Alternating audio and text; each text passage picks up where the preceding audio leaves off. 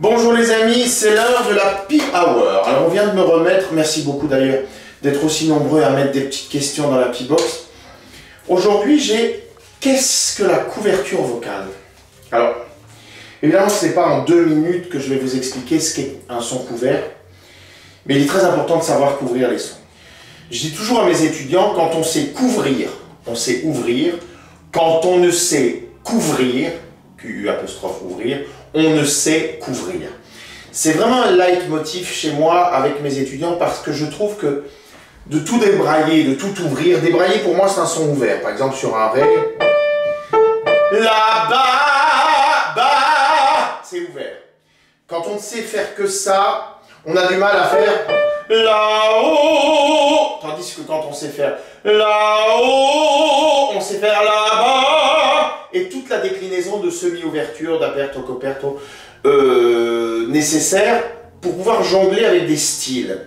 Alors rapidement, la couverture de son, le mécanisme, référez-vous au bouquin, c'est très bien expliqué et puis ça prendrait des heures, mais grosso modo, il s'opère une bascule laryngée qui autorise le son à monter davantage d'une façon effectivement plus couverte pour gagner de l'aigu tout simplement, parce qu'ouvrir à un moment donné ça bloque. Le larynx bascule et la porte de l'aigu s'ouvre. J'ai à vous proposer 2-3 petits exercices pour que vous compreniez l'idée. D'abord, chantez là-bas avec moi. Là-bas, vibrez ou pas vibrer selon que vous ayez envie ou que vous puissiez vibrer. Vous allez me faire là-bas. Là-bas. On est dans quelque chose de semi-couvert. La bascule s'opère pour arriver à là-haut. Alors, au-delà de savoir ce que c'est que la couverture, là je viens de vous monter 3 sons, un plus ouvert, un semi-ouvert et un couvert.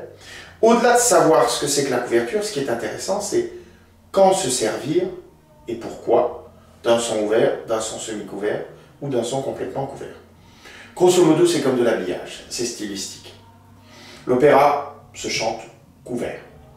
Les sons sont a priori à certains moments très clairs, très ouverts, surtout dans du répertoire léger ou du répertoire ténorisant ou les sopranos aigus, mais les sons à l'intérieur sont quand même couverts.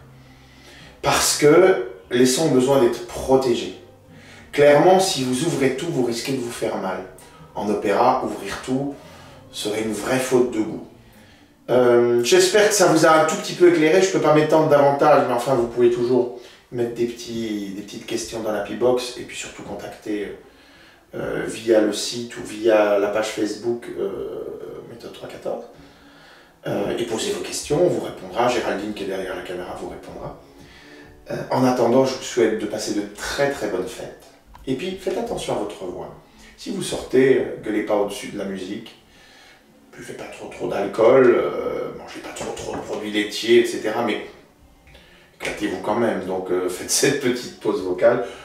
Revenez à une hygiène alimentaire et l'hygiène de l'assassin du chanteur, c'est-à-dire des choses un peu claires. Après, éclatez-vous. Et puis, n'hésitez pas à me poser des questions plus techniques, plus pointues, où je vous amènerai des exercices plus piano-voix. Je suis à votre disposition. Merci les amis et rendez-vous en 2018.